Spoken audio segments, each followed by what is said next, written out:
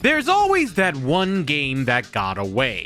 The one that you always wanted to play, but due to time, money, or just plain forgetting it was even a thing, it just never happened. Growing up in the GameCube era, I was limited with what games I could play since my parents were the ones who decided what I could have. And I did enjoy classics like Luigi's Mansion, Mario Sunshine, Donkey Kong Jungle Beat, and Animal Crossing. But there was one game that got away. One game that I never got to experience despite being interested in it. A game about carrying things from one spot to another, with day cycles, and stars adorable characters, and picking up things. You thought I was talking about Pikmin!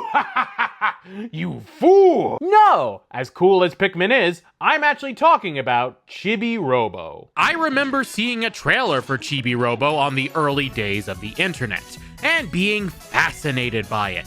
Thinking it was this cute game where you play as a tiny robot helping to clean the house. However, I was a broke kid and couldn't afford it back then. Maybe I should have pitched to my parents that this game would help me value the importance of doing chores. Could have worked. Regardless, years have passed and the game was always on my radar, even though it wound up not selling well at all. At least when I did get disposable income, surely I could go on eBay or something to— Oh my goodness! Yeah, it became financially impossible to get a copy, so there went that dream. With the series itself, Chibi Robo wasn't exactly popular either. It had a 2D platformer on the 3DS that was not very good. Nothing like the original 3D item gathering game the first one was. This game blows. I'm not gonna throw it in the toilet, are you crazy? 3DS games are expensive nowadays. But all was not lost for Chibi Robo, as GameCube games were recently added to Nintendo Switch Classics. And guess which small robot made the cut? That's right, no longer did I need to spend the equivalent of half a console to buy it, but now with $50 a year, I got access to it on the latest Nintendo console. I was hyped to finally experience this hidden gem from the GameCube era, and see all the joys of this cute robot game. And then I realized this game was weird. Like, really weird. Capital W, Weird Al Yankovic, Amish Paradise weird. The GameCube had its fair share of strange titles, but I truly underestimated just how out of the box Chibi Robo was. And I want to talk about my first time playing the game, and maybe, just maybe, why you should give this game a shot too. Is Chibi Robo worth getting a fresh, clean start? Or is it a mess that should have just been hidden under the carpet? Let's find out. You start the game at the home of the Sandersons, where you meet the family. Mr. Sanderson, an inventor and lover of toys, Mrs. Sanderson, the responsible one, the family dog Tao, and their daughter Jenny, a little girl wearing a frog hat who only talks in ribbits. Okay. We're 2 seconds in and it's already getting weird. Mr. Sanderson knows just what to get his little girl. The latest craze in cleaning robot technology. Chibi Robo. Yes, exactly what she wants. This is definitely not for him. Enter our protagonist Chibi Robo with their companion Television, who sounds like he's playing an instrument with his lips every time he talks. We're put in our own Chibi house with a Chibi computer at the start of our Chibi journey. The goal is to spread happiness.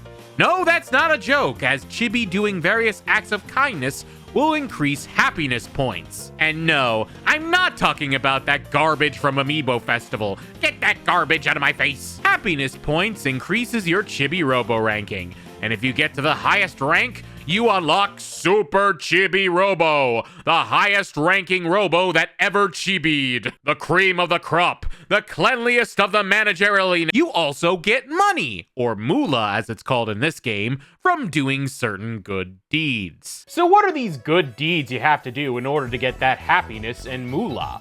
Well, first off, you gotta go around the house and do some cleaning.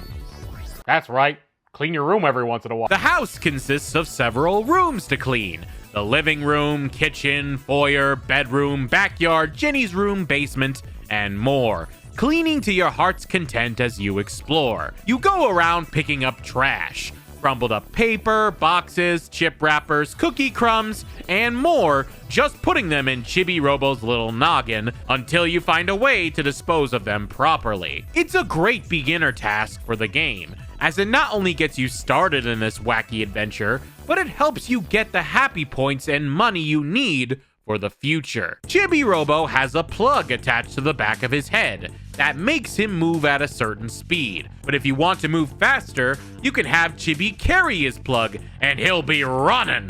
Go, Chibi, go! I really love the detail of the sound he makes when he walks. You hear these tiptoe sounds that not only play every time he takes a step, but also changes depending on what material he's walking on.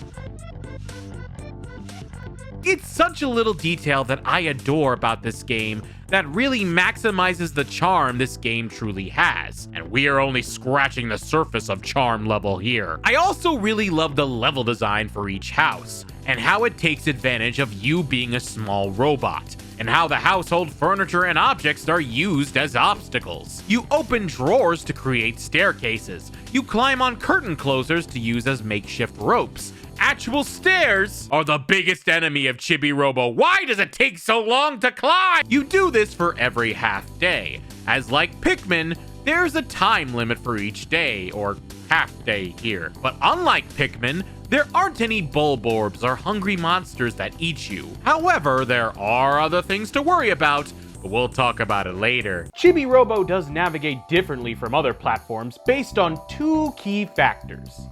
He can't jump, and he runs on batteries. Yes, much like his other house cleaning brethren, Chibi Robo cannot jump. That's probably a good thing. Can you imagine a jumping Roomba? And much like a Roomba that falls down the stairs,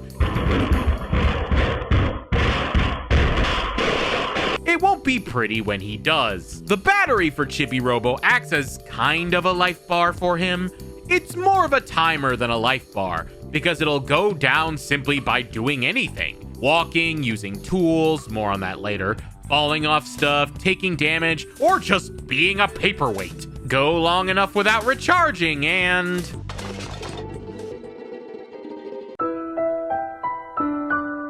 nah, you just get teleported to the Chibi house and charged back up again. But you can also lose moolah.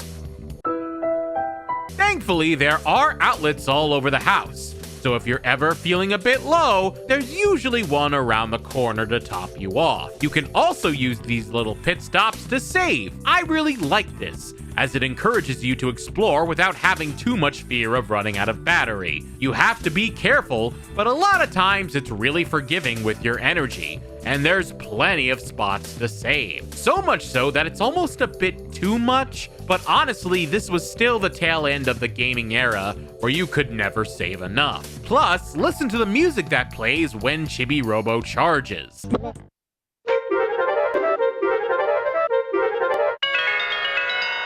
Nice. It feels more satisfying than it should. Also, look at that speed! Your iPhone ain't charging that fast. But a Chibi is only as good as his tools, and there's certainly quite a lot for you to find in your adventure. The first one you get literally at the start of the game is the Chibi Copter. You're a robot who can't jump but needs to make their way across gaps.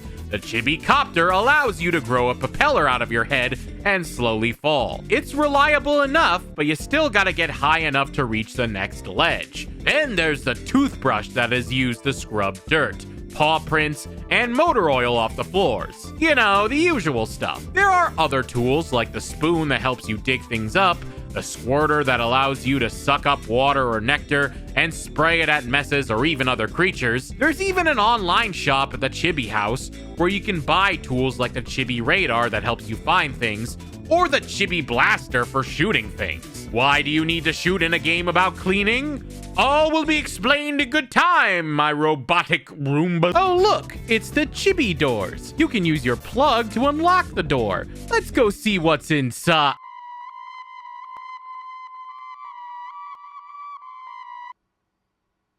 What the hell? So that's the game loop, right? going around the house, cleaning day and night, trying to get as much happiness points and moolah. Pretty simple stuff on the surface, but is that really all Chibi Robo has to offer? There has to be more to this game than this. What could this game possibly offer to make me interested in a cleaning simulator? Let's start off with the Sandersons, the main family of the household. Their dynamic is honestly hilarious and painfully relatable at points, as while they might seem like a middle-class family, they're extremely behind on the bills, rent, and goddamn, I hate that this is still so accurate in the year of 2025. The father is portrayed by being a lovable goofball, but he has a bit of a spending problem when it comes to getting new toys. Mrs. Sanderson struggles to keep the house together by doing all the chores, including cooking, cleaning, and laundry, along with organizing the checks and balances of their spending so they don't lose the house. Then there's Jenny. She communicates entirely in ribbits. There's certainly some trauma going on here. Chibi can communicate with all of them and help them with their quests. And I really like this. Not only do you get to know the family to see their cartoony antics, but you also see their dysfunction and the commentary that comes with that. This family goes through more than one would expect by the end of the game, and I grew attached to them through their quests, like cooking burgers with the father, cleaning for the mom, or finding frog rings for Jenny. Yeah, you can collect frog rings around the house. They're an optional collectible that makes her happy. So that's nice. But the family aren't the only inhabitants in the household.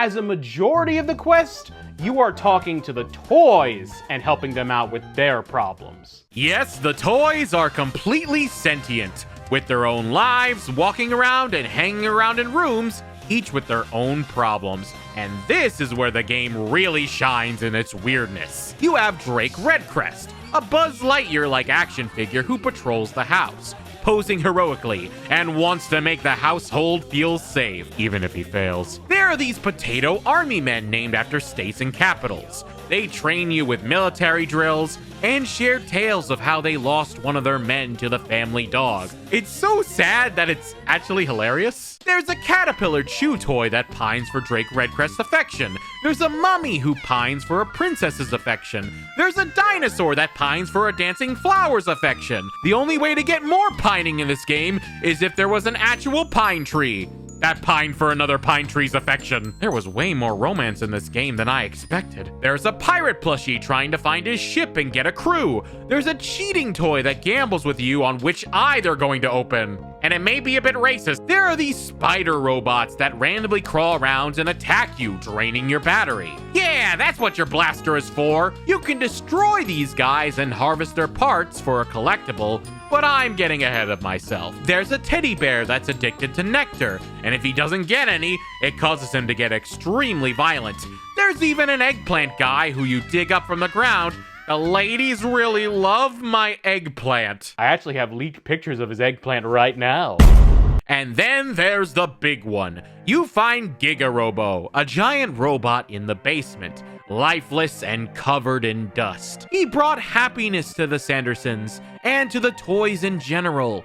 They even have a sad flashback and everything. Poor Giga Robo!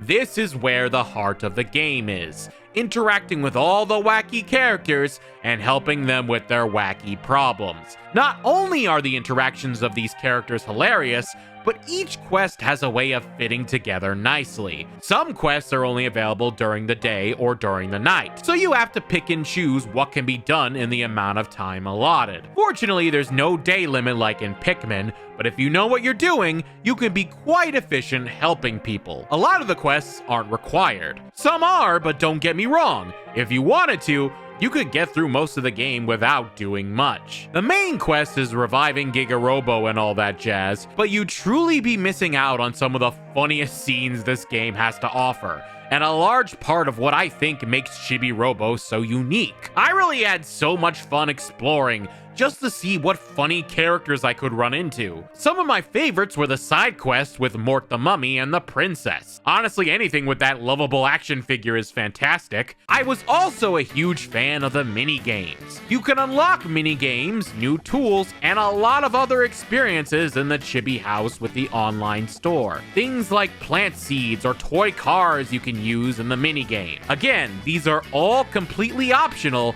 but why not add some quality of life to your playthrough? Things like increasing your daily timer from 5 minutes all the way up to 15 minutes can really do a lot to let you take your time and enjoy the game. Do yourself a favor, increase your timer to 15 minutes as soon as you can. You'll thank me later. You can also get these Utilibots, which you can make with the help of scrap, aka the remains of those spiders. Utilibots are bots you can move around and place to help you navigate around certain areas. Some let you do things like climb ladders or make bridges to access hard-to-reach places. One of my favorites lets you create warps, making problems like frickin' huge stairs a thing of the past. Look at me, I'm at the top! Look at me, I'm a bottom! Wait, I love these Utilibots because they make exploring an area so much easier. And trust me when I say, it really helps your ability to find higher places to glide from. You save so much time with these, and instead of just walking around, you can talk more to aliens in the backyard. Oh yeah, there's aliens in this game too. I have mentioned the Utilibots make it easier to navigate in this game, and I do that because, well, yeah, that's kind of one of my gripes with Chibi Robo. It is a little annoying to get around places. It's similar to Pikmin, but instead of controlling someone who commands the creatures carrying items, you play as the one carrying items. And that's both good and bad. As charming as it is to move around to the sound of music, it can take a while. Chibi Robo can move faster, but it still feels a bit tedious wasting the time to get to some areas. Not to mention that to use a function, you have to go to the menu, browse through a bunch of different functions, and then hit the button again, and then... it just gets really frustrating doing that over and over again. If the game ever gets a proper remake, I'd love to see them make it a little less clunky by doing something similar to Animal Crossing, where you use quick select tools with the right stick. Chibi Robo is definitely a product of its time, so that can't really be helped, but it can feel a bit overly complicated with navigating to and from tools, and moving around and using costumes. I forgot about the costumes. Okay, so Chibi Robo gets these costumes throughout his entire adventure, and while they do make Chibi look cute, they actually have some hidden functions too. There are quite a few costumes you get, and all of them look adorable on your Chibi. I appreciate how many of them help out with the primary functions of the game. But even more, I love how hilarious some of them are. For example, the Chibi Robo Ranger costume allows you to do a fabulous pose like Redcrest. You have the Ghost costume that scares people. You have my personal favorite, the Trauma Suit. Fabulous name, by the way. Which you get the first time you get a game over, and Television brings you back to the Chibi house. If you wear it and use it, you instantly play dead. So Telly will bring you back to the Chibi house. It's not only really funny, but a great shortcut for getting back to home base. There's the frog suit that allows you to communicate with frogs. And yes, with that frog suit, you can understand everything that Jenny is saying. This game thought of everything. There's even some costumes I didn't get that are apparently great. But I love these additions so much. They add flavor to the game, and are cute collectibles that give you more stuff to do and things to interact with. It's fun to experiment, as even talking to characters you wouldn't expect might give you some different dialogue depending on what costume you wear. You want to explore more despite the challenges, just to figure out what can happen. I love it. Chibi Robo has been such a pleasant surprise, and while it took me a while to finally get there, I'm glad I finally was able to play this game. Chibi Robo is truly such a unique GameCube experience, and the definition of a hidden gem. It has so much charm around every corner, with well-written dialogue. It captures a cute and adorable theme perfectly, and it truly is something special from the GameCube era. Sure, not everything is perfect, and some things have not aged well, but a lot of things have. And I truly wish I played this game back when I had a GameCube all those years ago. It's funny, weird, and even sad at points. Chibi Robo is another wonderful gaming memory that, in my opinion, makes the GameCube Switch Online worth the $50 a year. No matter how small, Chibi Robo is sure to bring you true happiness. Shame there weren't actual other Chibi Robo sequels that came out in the States. If only there was one I could play right now. Oh, you still exist.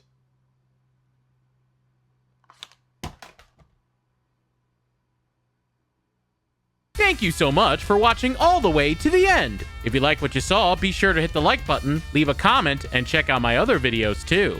Special thanks to everybody who helped me out with the video. I couldn't have done it without all of you. Also, an extra special thanks to my Patreon patrons, including Mantelferox, Blu-ray Joe 3, and Savacom. If you'd like to join the Patreon, the link is in the description below, along with my Blue Sky, Twitch, and Instagram. Thank you so much, and I'll see you all in the next video. Have a good night.